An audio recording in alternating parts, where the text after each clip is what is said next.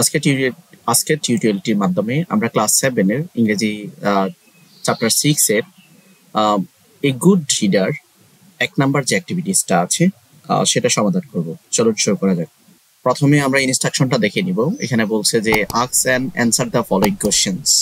এখানে নিচের যে কোশ্চেনগুলো আছে সেগুলো কি করো, অ্যানসার করো উইথ ইউর পার্টনার, তোমার পার্টনারের সাথে, and share your answer with the whole classes এবং তোমার অ্যানসারটা পুরো ক্লাসে শেয়ার করো। What are the text you usually read?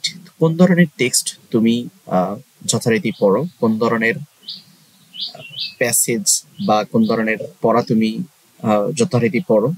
I usually read article on a story. আমি বিভিন্ন গল্পের উপরে আর্টিকেল পড়ি, ট্যুরিজমের উপরে আর্টিকেল পড়ি, সায়েন্স অ্যান্ড এনিমেলস বুকের উপরে আমি বিভিন্ন আর্টিকেল যথারীতি পড়ে থাকি। Do you face difficulties understanding them? তুমি কি ওই আর্টিকেলগুলো পড়ার সময় বা টেক্সট পড়ার সময় কোনো ধরনের ঝামেলা বা কঠিনত্ব পাও কিনা, ফেস করো কিনা? Yes, sometimes I face difficulties to understanding those article.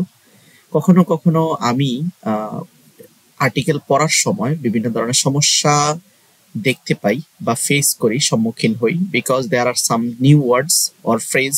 সেখানে কিছু নতুন শব্দ থাকে, বিভিন্ন নতুন ফ্রেজ থাকে, অ্যান্ড নিউ থিংস এবং নতুন কোনো বিষয়বস্তু থাকে that I didn't yet see or hear, যেটা আমি কখনো দেখি নাই অথবা কখনো শুনি নাই। You remember a text you didn't understand? এমন কোনো টেক্সট কি তোমার মনে পড়ে যেটা তুমি বুঝতে পারতেছিলে না, ছিল না? Yes, last week when I read an article on the Sundarbans, যখন আমি সুন্দরবন নিয়ে একটা article পড়তেছিলাম, I found some name of animals. আমি কিছু প্রাণীর নাম পেয়েছিলাম which I never heard before, যেগুলো আমি এর আগে কখনো শুনি নাই। What was the text about? Was it poem, essay, newspaper, article, story or something else? মানে তুমি যে টেক্সটটা পড়েছো সেটা কোন ধরনের টেক্সট?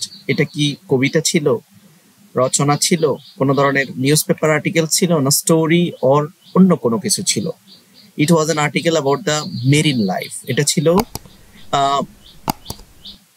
জীববৈচিত্র্য নিয়ে, মেরিন লাইফ নিয়ে, সুন্দরবনস ইকোসিস্টেমস অর বায়োডাইভার্সিটি, সুন্দরবনের বিভিন্ন বায়োডাইভার্সিটি অর ইকোসিস্টেম ও সুন্দরবন নিয়ে, সুন্দরবনের মেরিন লাইফ নিয়ে ওই আর্টিকেলটা ছিল। What did you understand the text?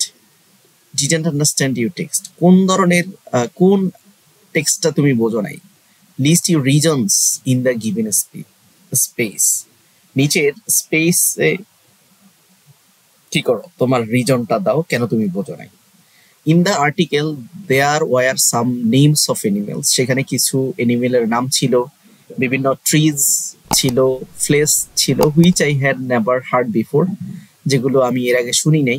No definition, যেখানে কোনো ডেফিনেশন ছিল না, সংজ্ঞা ছিল না, কোনো ফিকচার ছিল না। নো প্র্যাকটিক্যাল এক্সাম্পল ছিল না, আর used there, so that I didn't understand the entire text properly. তো এখানে অলরেডি আমরা এখানে বলে দিয়েছি, তারপর যদি আমরা লিস্ট করি, লিস্ট মাই রিজনস, এখানে name of new animals, trees or place, no definition, no picture, no practical example.